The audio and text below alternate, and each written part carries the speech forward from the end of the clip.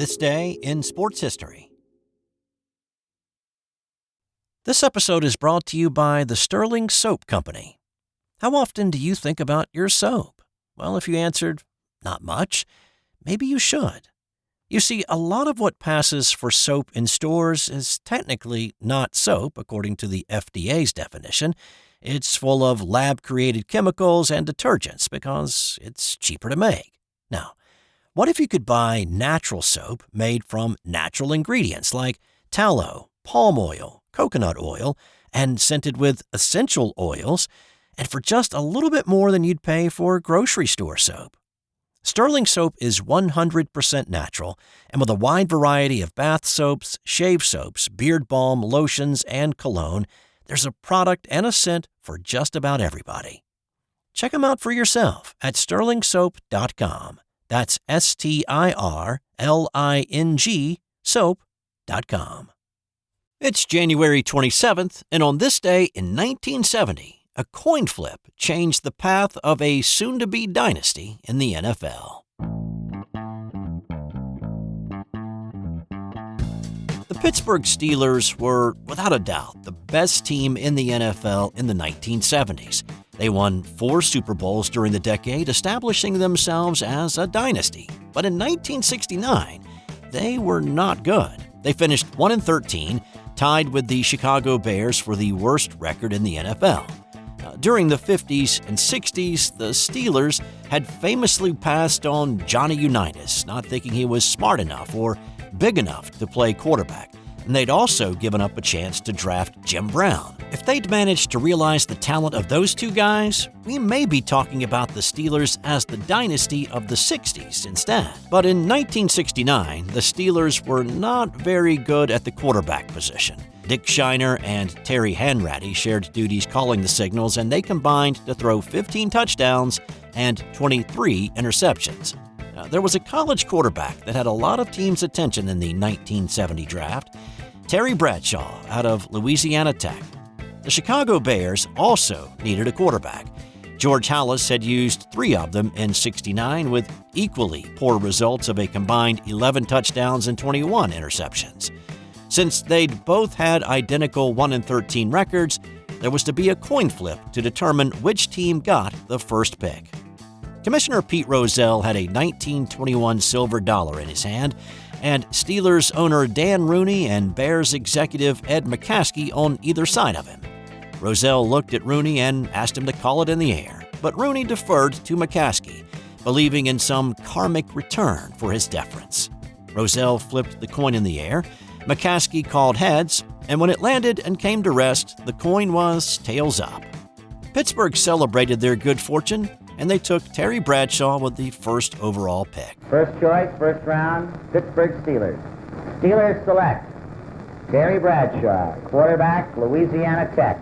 Now, just think how different things may have been if that coin had landed heads up, and Bradshaw would have gone to Chicago. Bradshaw wasn't the only piece the Steelers needed, but it was maybe the most important. The Steelers picked up another future Hall of Famer in that same draft, in Mel Blount, in the 3rd round. Mean Joe Green had been drafted in 1969, and then the Steelers hit the jackpot in the '74 draft with future Hall of Famers Lynn Swann, Jack Lambert, John Stallworth, and Mike Webster all selected. But Bradshaw was a key cog to that Steelers machine. A few hours after the draft ended, Rooney, head coach Chuck Noll, and their wives were having dinner in New Orleans. Rooney gave Noll the coin and told him, "Here, this is the beginning of good things to come." Neither had any idea just how good things were going to be for a decade. On this day in 1991, it was Super Bowl XXV between Bill Parcells' New York Giants and Marv Levy's Buffalo Bills, or as it came to be known later, Wide Right. Parcells was a defensive-minded coach, and while the defense was surely one of the big reasons that they were in this Super Bowl, this game came down to ball control and a little bit of luck. The Bills were up 12-10 at the half. The Giants got the ball to start the 3rd quarter and proceeded to go on a 14-play, 75-yard drive that included 4 crucial 3rd down conversions. 3rd and 13 at the 32-yard line. Hostetler throwing. It's caught by Ingram. He has to get to the 19 for a first down, and he does. Oh, every now and then in a football game, you can look back to a play, and it might set the tone for everything that happens after that. The drive ended with Otis Anderson going over from a yard out to give New York the lead. So not only did they get the 7, but the drive ate up 9 minutes and 20 seconds to set a Super Bowl record. In the fourth quarter, the Bills took the lead back on this run by Thurman Thomas. Kelly from a shotgun, flanked by Thomas. Gives to Thomas. And Thurman breaking tackles at the 22, inside the 10, touchdown Buffalo. That made it 19-17 Buffalo, but the Giants put together another long, sustained 14-play drive that resulted in a Matt Barr field goal and used another 7 minutes 32 seconds of the clock. New York had possession for 40 minutes and 33 seconds in this game, and that's more than 2/3 of the time. But despite that, the Bills had a chance to win it. They got the ball back to start their final drive at the 10-yard line with 2:16 on the clock. Once again, Thurman Thomas provided the yardage they needed. Third down, inches. Bills have not converted a third down in the game. Until now, thanks to Thomas. Thurman Thomas out to the 40, a first down, tackled by Everson Walls.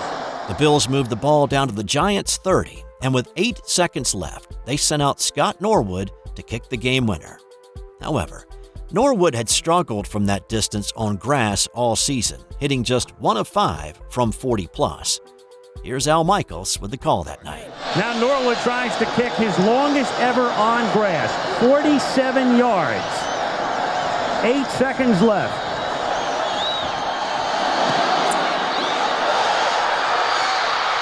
No good. Wide right. The Giants hung on to win 20-19, and for the Bills, it was the first of what would be 4 consecutive Super Bowl appearances without ever hoisting the Lombardi Trophy. On this day in 1976, it was the world premiere of the dunk contest. It happened during the final ABA All-Star Game, which was being held that year in Denver's McNichols Arena.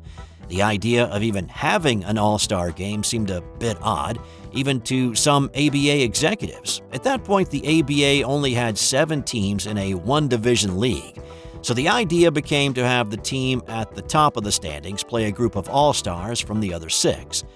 Fortunately for all concerned, the Denver Nuggets were the top team in the league at the break, so that helped a good bit. The idea of a dunk contest came from the league's public relations guy, Jim Bucata, who thought it would be a great showcase of the talent in the ABA and help fill up the 15,000-seat arena. And people responded. The dunk had become part of the identity of the league. Pre-game warm-ups around the ABA had become must-see entertainment. 5 competitors were chosen: the New York Nets' Julius Erving, Denver's David Thompson, San Antonio's Larry Keenan and George Gervin, and the Kentucky Colonel's Artis Gilmore. Now, Dr. J actually suggested to the organizers that maybe they should add a white guy to the contest, but nobody could think of a white guy in the league who could actually dunk. The contest was a little more structured than what you might see today. Each dunker had 2 minutes to complete 5 dunks in different areas of the court, standing under the basket, right, left, baseline, and taking flight somewhere in the lane. It was also held at halftime of the All-Star Game, so the guys who were competing had just played a half of basketball.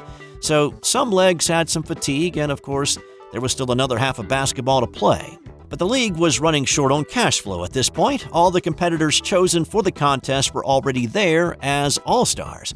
Nobody was flown in just to compete in this contest, so the league certainly was not going to set it apart on another day. Now, even before the contest, most everybody expected for it to come down to Erving and hometown hero David Thompson. And that's exactly what happened. Thompson got the locals out of their seats with some 360 magic, but it was Julius Erving's takeoff from the free throw line for his final dunk that sealed the win for him. And just what did Dr. J get for winning? $1,000 and a new stereo system. By all accounts from people who were there, League executives, players who watched, and those who participated, the dunk contest was a hit. Sports Illustrated even called it the best halftime invention since the restroom. The ABA would blend with the NBA the next season and eventually brought with it the style and the excitement that it was known for in its short history. Eventually, the NBA adopted the dunk contest as well as part of its All-Star Weekend beginning in 1984. Let's get into some tennis. Several interesting things happened on this day over the years. First, let's go to 2007 when Serena Williams beat Maria Sharapova to win the Australian Open on this day. Now, this was not just another major in a long line of tournament wins for Serena. If she had not done well during the Australian Open, like most assumed that she would not, her career would have been much different. 2006 had been disastrous for her. A nagging ankle injury coupled with depression and dealing with the tragic murder of her sister Yetunde in 2003 led her to step away from tennis for 6 months. She actually needed a wild card to enter the U.S. Open in 2006, and she finished out the year ranked 79th. Nike was close to dropping their sponsorship of her. She started off the 2007 season with a disappointing loss to Sabila Balmer in the quarterfinals of the Marilla Hobart Invitational. When she got to the Australian Open in 2007, she was ranked 81st in the world and considered to be out of shape, overweight, and delusional for saying that she was going to return to the top of tennis. Prior to the tournament, her Nike rep gave her an ultimatum: either play like you once did, or Nike was going to drop her, which she took as needing to get to at least the quarterfinals. She won her first 2 matches fairly easily, but faced a tough test in her third-round match versus Nadia Petrova. She faced match point in the second set, but rallied to win 7-5 and then advanced with a 6-3 win in the third. In the quarterfinals, she faced Shahar Peer, and again was staring down the barrel of match point only to rally again to win the set and the match to advance to the semis. She dispatched Nicole Vidasova in straight sets to reach the final against Sharapova. The analyst on the American broadcast of her semifinal match, Tracy Austin, said Serena had a great run, but it was going to come to a harsh end against the world's number 1. Serena put that quote up on her mental bulletin board and went out and blitzed Sharapova on this day in 2007. An expression of omnipotence by Serena Williams.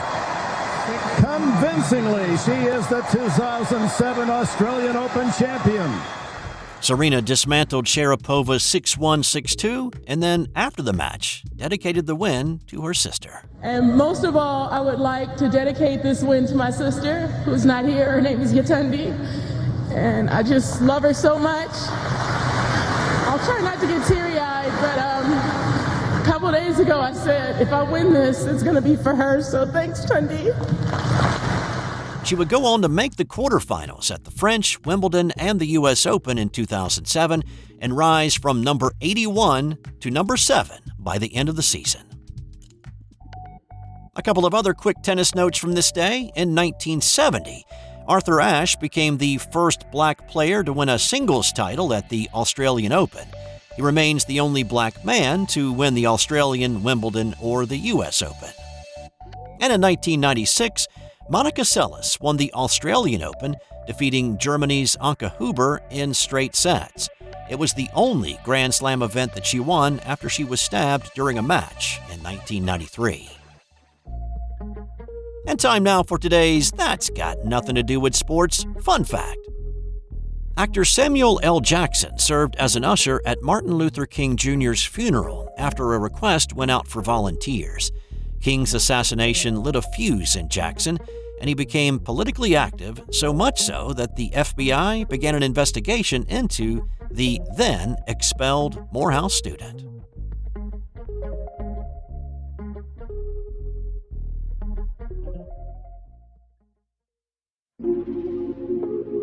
This has been an original Thrive Suite production.